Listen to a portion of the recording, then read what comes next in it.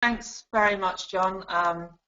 That was very instructive, and actually, I think I learned some new geography lessons myself. So that sets a great context, I think, for the discussion to talk about how we build a profile and where we focus our efforts. So what I'm going to talk about today is building that profile and how you do it, and I'm obviously going to focus on the cybersecurity market and look specifically at some of the challenges associated with building a profile for a security vendor. So hopefully everybody can see my my slide. Oops, not happening.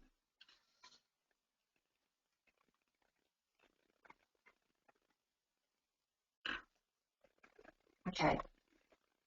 Right, so I thought it'd probably be a good idea just to start off by explaining, I guess, my credentials in order to make this presentation. So I'm the founder of Eclat Marketing, and our agency has been working with cybersecurity startups for 18 years now. So that basically means that we've been working with companies we originally launched in the initial .com boom back in the late 80s, early 90s. So we've had the whole experience of seeing companies launch in those early days and go right through to IPO and exit. And of course now we're seeing an amazing new avalanche of new opportunities, particularly in the cybersecurity marketplace. So we've had a great deal of experience in working with companies in the cybersecurity sector, ranging from companies like FireEye, who I'm sure everybody will have heard of, Arcsan, Digital, Trustwave. There is a very long list, but suffice to say that this is a marketplace that we know extremely well, and we see as having immense potential for the future moving forward. So in terms of my own particular focus, it's very much within, it's helping companies to develop a presence in this market for their company, for their technology, and I'm particularly passionate about building newsworthy campaigns. So today, everybody is seeking to be the thought leader, and really being a thought leader requires companies to have clear ideas, not just a follower, but have clearly identified ideas and a vision about how the market is evolving and what pain points and opportunities exist for enterprises within that market. I also quickly just wanted to mention that we have last month launched the Code Red, which is a specialist security PR network of agencies. So not only are we able to help you to launch your cybersecurity company here into the UK, but we have created this hand-picked group of PR agencies around the globe, all of whom have in-depth security experience of launching cybersecurity companies. So let's move on then to talk about what are the prerequisites, what are the key success factors. And I've kind of basically put together 5 key points here, which I think there is already a degree of consistency in what we're saying, not just across marketing, but also across channel development, sales. And the very first point is, of course, about commitment. I'm going to talk about that in more detail. The second point is having clear expectations.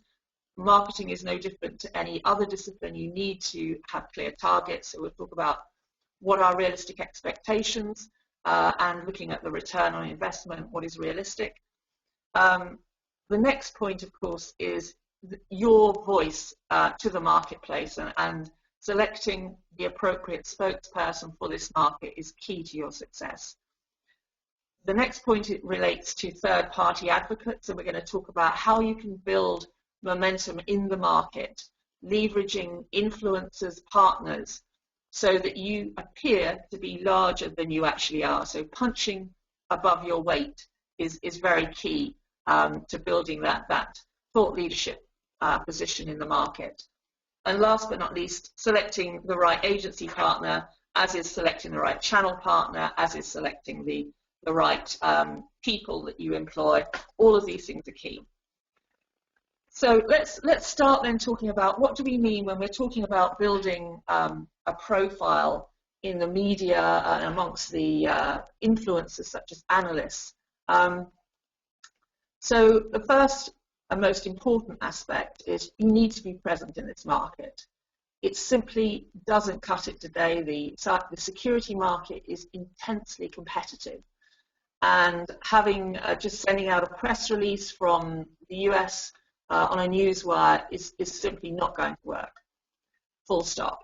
So what you need to be doing is building your presence, building the expertise, showcasing the people within your organization, and taking a much more personalized approach. And you have to, as a bare minimum, have someone on the ground in this marketplace who's going to demonstrate that you are genuinely serious about the marketplace. Another very common error, which is a tactic but nonetheless important, is in making sure that the materials that you create are all anglicized. Press are intensely irritated by press releases that have Zs instead of Ss, and I know that's dollars instead of pounds or euros. So those small points actually do make a difference.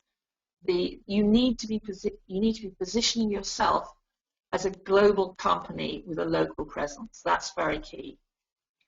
Another important aspect of building your own media profile is this ability to respond in a timely fashion.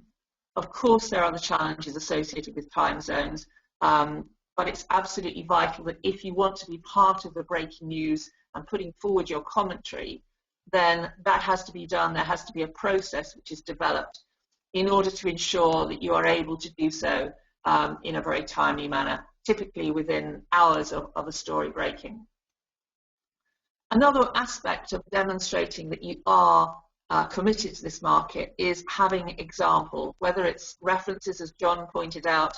That very first customer is absolutely vital. But then also there are other spokespeople that can also help to demonstrate that local presence. Your local channel partners, for example, your local professional bodies. All of these can be harnessed in order to demonstrate that you are indeed part of the UK marketplace. And last but not least, you need to be looking at developing local campaigns which tap into topical issues that are relevant to the UK marketplace.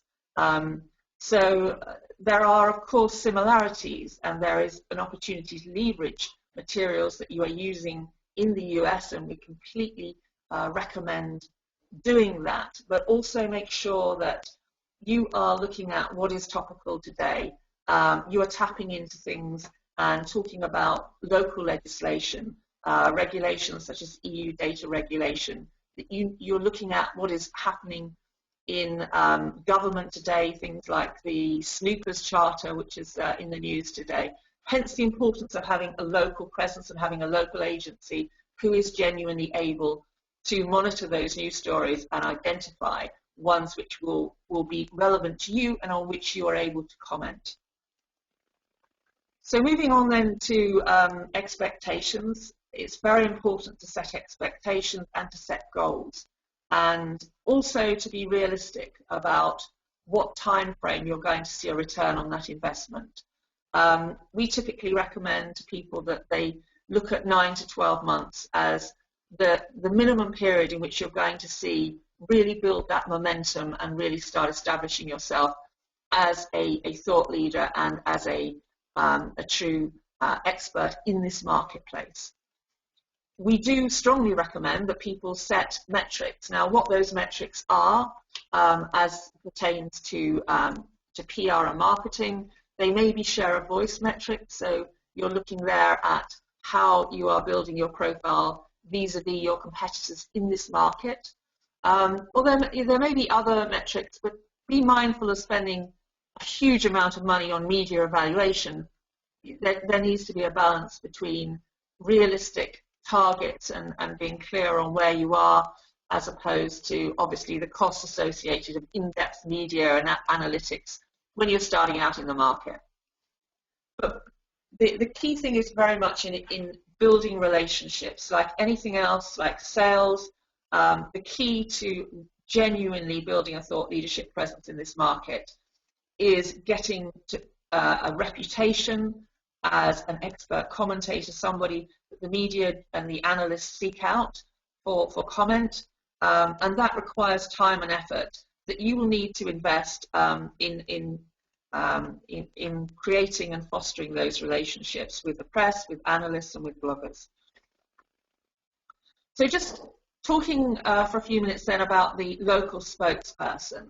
So that is absolutely key. The people that you put forward have to represent your vision of the market. They need to be industry experts, not just talking on narrowly defined areas about your products, because in this marketplace it's very key to look at the wider issue and how your technology can impact and influence the enterprise marketplace and relate it to topical issues. So a key part of we've already mentioned is having this process to respond to breaking news.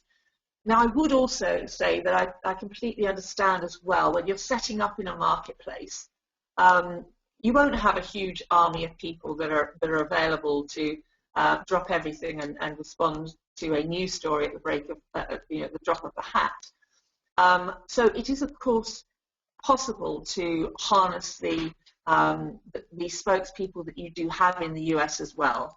That needs to be balanced against this local presence and profile, but of course using your CTO, who may well be the visionary, we can use those people as well to ensure that we're not taking up too much time of your local salespeople.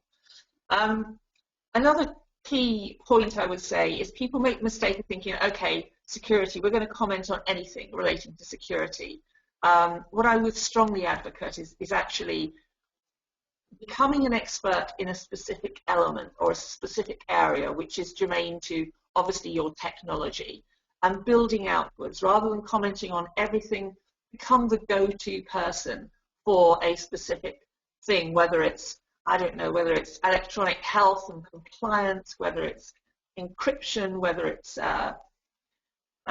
data breach, intelligence, but be very clear about what it is that you want to be an expert in and focus on that area. Another important element is of course, being accessible. Media are working to incredibly tight deadlines, so really making an effort to talk to the press when they want to. Unfortunately, if you don't speak to them, there are plenty of others that will. Another key element, of course, is media training. So there are very certainly differences between dealing with the US press and dealing with the European press. The UK press do tend to be a little bit more skeptical, shall we say, and it is important to understand the different dynamics in place with the UK media. Having some media training can definitely help that. And of course, looking at the local culture and being sensible and sensitive to that. So I'm very mindful of time constraints. I'm going to try and speed up a little bit. But I did want to spend just a few minutes talking about building brand advocates. So this is very, very important. We all know that it's extremely difficult to get security references that will talk in the media. After all, very, very few companies are willing to talk about how they've deployed their security technology to protect themselves. Nonetheless, there are other ways that you can leverage those important relationships that you've built with customers, with the channel partners, and getting them involved in the media discussion. So it's not just about writing case studies. Those, of course, are brilliant if you can get them. But also think about how you can highlight the real differentiation of your technology by entering and winning awards, for example, by putting forward your customers to win awards based on what they've done with your technology. That, of course, gives them an incentive because they'll also be seen as being at the cutting edge of technology and looking to benefit their organization. Think about speaking opportunities. having a customer that's willing to speak at a conference or an exhibition. They may not be speaking about specifically what you are, about their deployment of your technology, but talking about, alongside you, talking about the challenges and how they've confronted them. They are tacitly endorsing your own company by standing alongside you. Roundtables and dinners, media dinners, all of these things, if you can involve your enterprise customers, your channel, will all help to demonstrate that you are genuinely committed to this marketplace. And last but not least, of course, social media.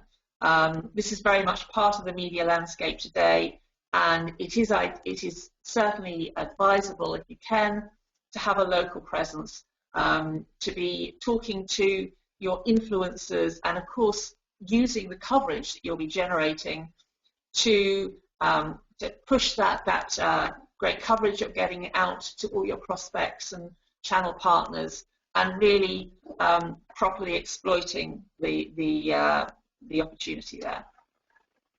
So last but not least, it's about choosing the right agency. Choosing an agency that definitely knows this market.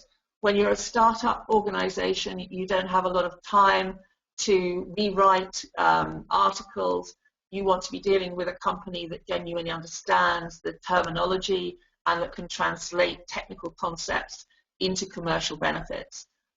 So dealing with a specialist is going to help you get to market more quickly, and of course minimize the time and effort that you will be required to make that success in the media.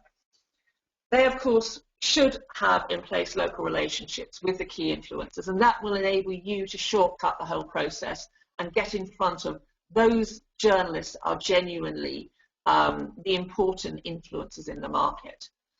You need to make sure that the agency you're working with has experience of launching companies in this marketplace. It's a very different exercise launching a new company which has no existing profile to taking an established brand. So make sure that your agency has that experience, they have a proven track record, and ideally that they're sharing the risk and reward with you. So look for a business model which basically says, yes, we are willing to commit to a genuine partnership that has that shared risk-reward model. And last but absolutely not least, make sure that you are important to that agency that you're going to be working with. You don't want to be a minnow in a vast fish pond. You actually want to be sure that you are going to be important and strategic to that agency. So last but not least, here's a quick checklist. So if you're planning a PR launch, do allocate time and lead time in order to get up to speed. Think about selecting the agency and about the level of budget that you are able to invest in this market. Work out key goals in partnership with the agency. Look at the timing. For example, think about the fact that if you want to get in front of analysts, there's typically a 3 to 4 week lead time. So if you're planning a launch in January, don't leave it to January 1st to start thinking about it. If you're going to train your spokespeople, that's an important investment as well. You want to equip these people when they get in front of these journalists to make the best possible impact and to feel confident in doing so. So that investment in media training is very important. You may also need to adapt your messaging to the local market. So this is also another key step in the process. Thinking about that initial news hook that's going to interest the journalist, that's something that your agency will most certainly help you with. And then as you set the whole thing in motion, looking at the results and planning at regular junctures, looking at what's worked, what hasn't, and planning ahead. So that essentially concludes my presentation. I'd like now to hand over to Mark Nocta at Arcsan, and he's going to talk from his own personal experience of what it's been like launching Arcsan into the marketplace and some of the lessons that he's learned along the way. So over to you, Mark.